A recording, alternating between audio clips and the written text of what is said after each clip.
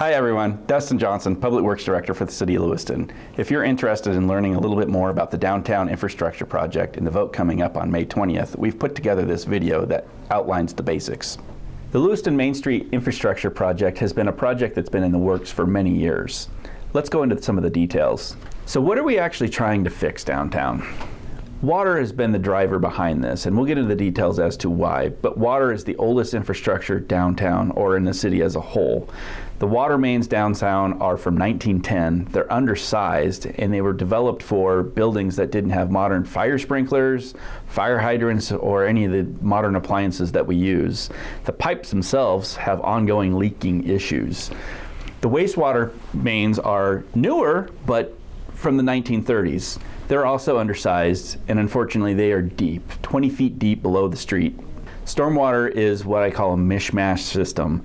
The system has been put together over the years and doesn't necessarily convey adequate flow from various areas of downtown and Normal Hill. The remaining issues fall within the miscellaneous category and include fiber internet that is driven by the Port of Lewiston, sidewalk vaults that are an interface between the private property owners and the City of Lewiston, and then of course what the updated street system would look like once all of these underground utilities are replaced. So let's take a quick look at a typical section of what downtown would look like below the street. You can see the sewer main is the deepest, and as I said, it's at least 20 feet deep as it goes down Main Street and some of the other side streets. Each water and sewer main has a service line that services each individual building. Sometimes there's multiple services servicing the same building.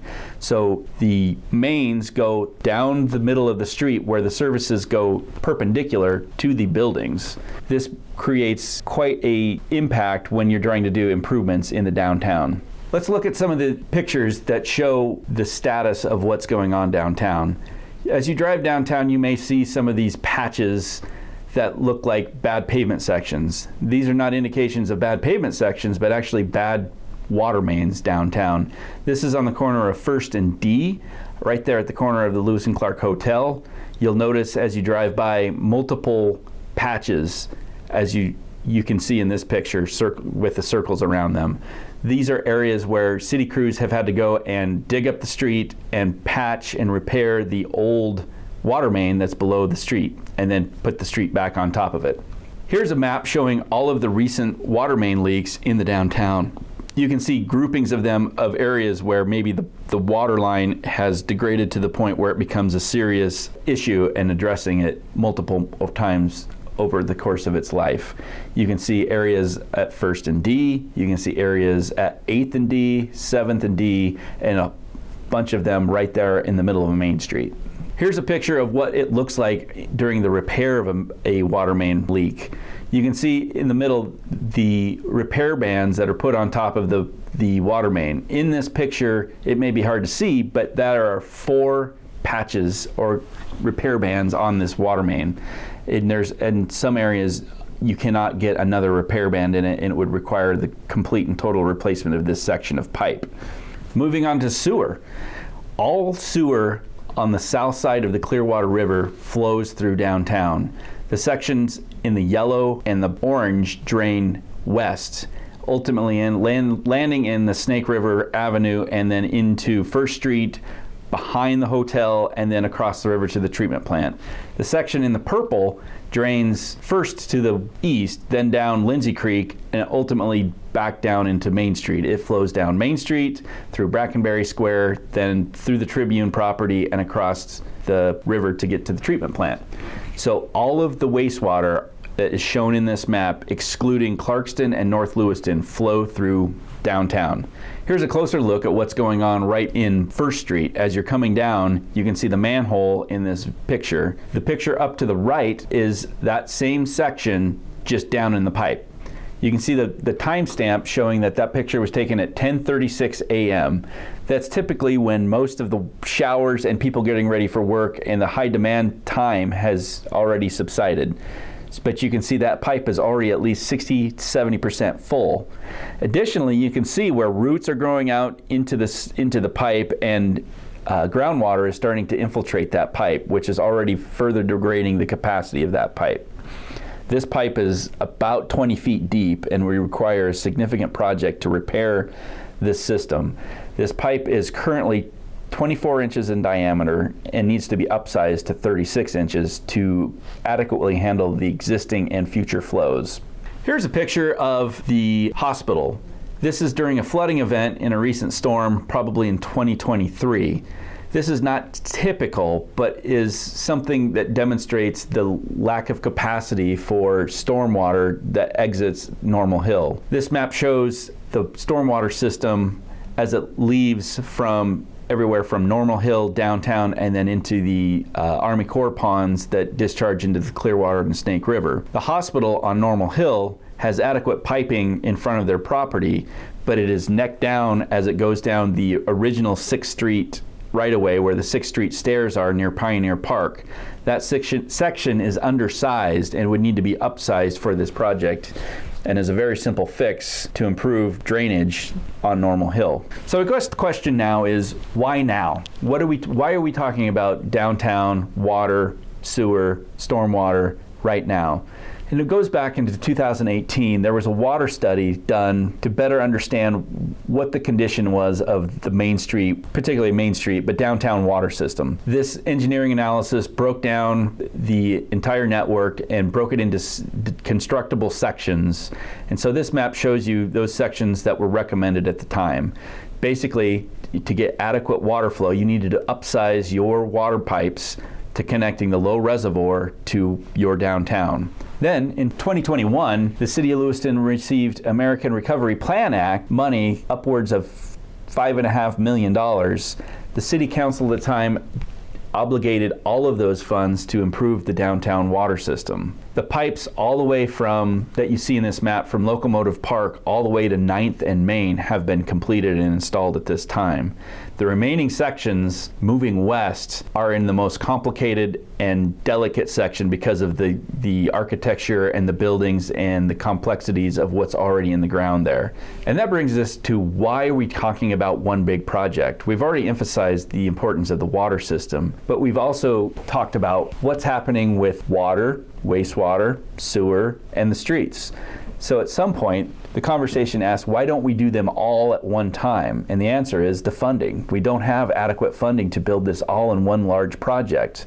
We have dedicated funds to pay for one specific project, but not at one time. The benefit of doing one project is we could pool that money that we do have, possibly create a bond, and pay those with the revenue sources that we already have. The benefit of doing one large project is you could spread the debt across multiple revenue sources, including stormwater, water, wastewater, and transportation fund. These charts here show how each revenue source for the utilities would be impacted by a potential Main Street bond. You can see operations make up roughly 60% of the revenue for each utility. Water and wastewater already have a bond payment for their facility upgrades from 5 years ago. As you can see, the Main Street bond does not make a significant impact to neither wastewater or water. The bond repayment is shown by this chart, this pie chart. A 25-year, 30-year bond could be paid for by those four sources. It's important to state that these revenues are already built within the city's budget. There are no planned tax or rate increases for this project. The payments would be paid back with existing utility and arterial reconstruction funds. They have already been built into the current budget. Why is a vote required? Permission is needed to incur any public debt. By the law, the city must request approval to incur public debt. This bond is a general obligation bond, which qualifies the city for a much better interest rate, but that also requires a 66.7 approval rating for the bond to pass. Authorizing the authority for the bond does not automatically require a levy for taxes. As I've already outlined, the revenue to pay off the debt is already built into the existing operating budget for transportation, water, wastewater, and stormwater. Now I'm going to go into a little bit more detail about the ballot language. This is the language as it would appear on the ballot. I would like to break it down a little bit more. The first two paragraphs outline show generally what the city is asking for, which is a $25 million bond to not exceed 30 years. The next line is the existing debt that the city is already paying off. These are the two revenue bonds that were voted on in 2018, one for a new wastewater plant and one for a water plant. Those figures are shown in this slide. The anticipated bond rate is included for all the estimates. This is a conservative rate, but we have to start somewhere. The total proposed principal amount is $25 million, but we're also disclosing the amount that would be paid for interest and what the total life of the bond would be, which is $42 million. We've also disclosed the city intends to use existing savings and utility revenues to minimize or eliminate the tax levy. However, it is required to show, since this is a general obligation bond, the taxpayer bond levy as $36.15 per $100,000 of taxable assessed value per year based on current conditions. And then the bottom is where you cast your vote. This section for the $36.15 per $100,000 of taxable value is not the city does not intend to use that. As I've already demonstrated, they are going to use utility fees and existing transportation funds to pay off this bond. This is used as collateral for the bonding agency to know that their money will be reimbursed. What about the previous wastewater and water bonds? As I've already identified, the city has previous bonds that are built into the existing budget to pay for the water and wastewater treatment plant upgrades and reconstruction. This bond is built off of that in that it will replace the aging underground pipes and transportation network that serve the bulk of Lewiston. Real quick, the project overview. A master planning effort has been underway in the downtown for a long time, going all the way back into probably the late 90s. But the most recent events were 2010, 2011, 2019. This was mostly talking about circulation, traffic, but also some of this was master planning for the utilities. By 2024, the city took the effort to do a concept design. This concept design reached out to the downtown property owners, interested parties, and held multiple open houses and symposiums to talk about that. That was all compiled for this concept design, which is going before the voters this May 20th, and that is a GO bond that would allow for a 26 to 27 construction season. The project is generally expected to take 2 construction seasons. It's about 1.5 construction seasons to complete the project, but we would hope with a successful bond to start construction somewhere around 2026.